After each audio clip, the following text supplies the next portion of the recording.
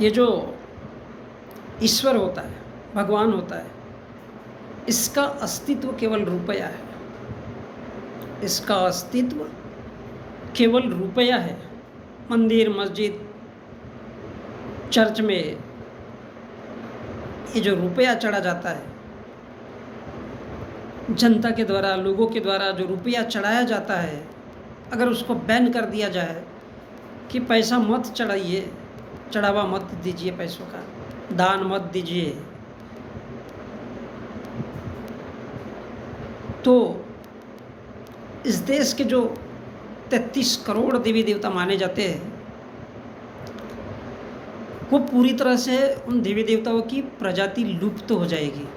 ऐसा क्यों हो सकता है, या ऐसा क्यों होगा, क्यों लुप्त हो जाएंगे?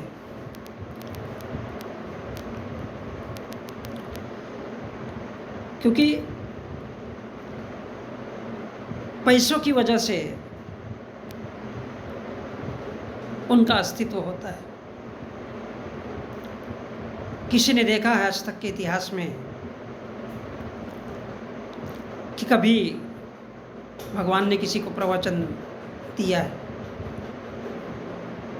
वो झूठ बोलेगा। साधु संत बोलेगा मेरे सपने में आया था, वो बोलेगा वहाँ आया था। और इस देश का जो मीडिया है उसमें भर खाली दिखाया जाता है। टीवी में कहीं हनुमान उड़ेगा और भी कुछ अलग अलग तरीके से दिखाया जाएगा कि वो उड़ता है, उसका वाहन वो था, उस वाहन पे वो प्रकट हो गया। लेकिन क्या सच में ऐसा है? अगर उस ज़माने में थे तो फिर आज के ज़माने में क्यों नहीं? ऐसा क्या है जो आज के ज़माने में नहीं आ सकते? तो कपोल कल्पित ग्रंथों के माध्यम से, कहानियों के माध्यम से उनको पेश किया गया। जो नाम मात्र की काल्पनिक कथाएं लिखी गई, उनके माध्यम से समझाने का प्रयास किया गया। जैसा कि हम देखते हैं आज हमारे भारत में, भारत का संविधान काम करता है। अब अपने अंदर आकलन कीजिए कि कितने लोगों ने भारत के संविधान को पढ़ा है। भारत का क्या वो गरीब इंसान या मध्यम वर्ग का इंसान या इस देश का अमीर कभी पढ़ता है? जी नहीं। इस देश के संविधान को केवल वो लोग पढ़ते हैं जिनको इस देश के संविधान को काम नहीं करने देना है। अर्थात कौन? साधु संत, हिंदू संगठन। बोले यार इसका खिलाफ में या इसका दुरुपयोग कैसे किया जाए कि लोग भारत के संविधान को भूल जाए। इस देश के मीडिया को कहाँ कहाँ से, किस तरह से, किस हालात में कैसे पैसा दिया जाता है कि भारत के संविधान का जिक्र किसी भी हाल में इस देश में होना नहीं चाहिए। तो वो मीडिया किस आधार पे चलता है? पैसा।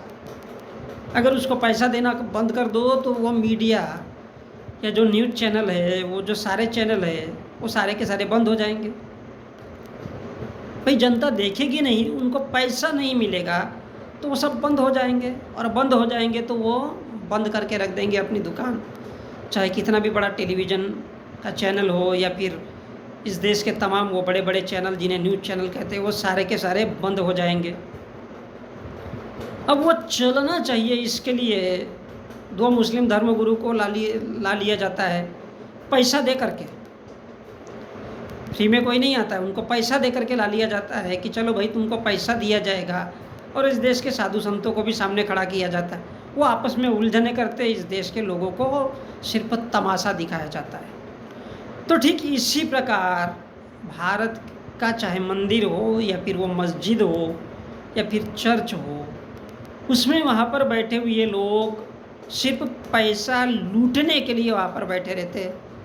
उनको भी पता है कि अल्लाह तो ज़िंदा नहीं है, उनको भी पता है कि 33 करोड़ देवी देवता तो ज़िंदा नहीं है, और चर्च में आने वाला ईसा मसीह है वो भी आ नहीं सकता, वो भी नहीं आ सकता। तो फिर क्या करना है? बोले नहीं, 33 करोड़ लोगों को अलग अलग जगहों में अलग अलग तरीके से उनके रूपांतरण किए गए। भाई अगर कोई भगवान था तो कोई एक होता, जैसा कम से कम इस्लाम में अल्लाह को माना जाता है। यहाँ तो 33 करोड़ है। हर गांव में, हर गांव के 2 किलोमीटर बाद उसका स्वरूप बदल जाता है। कहीं हनुमान दिखेगा, कहीं राम दिखेगा, कहीं परशुराम दिखेगा, कहीं परशुराम दिखेगा, उसके बाद कहीं विष्णु दिखेगा। हर एक 2-2 किलोमीटर के अंतराल पर बदल जाता है। तो ये सब किसके लिए है कि वहाँ पे लोग आएंगे, दान देंगे, पैसा देंगे, और उस पैसे को लेकर के वो लुटेरा लूट के चला जाता है और अपना सिर्फ घर भरता है और वो अमीर कहलाता है, और वो इसी बात का सिर्फ वो ज्ञान देता है।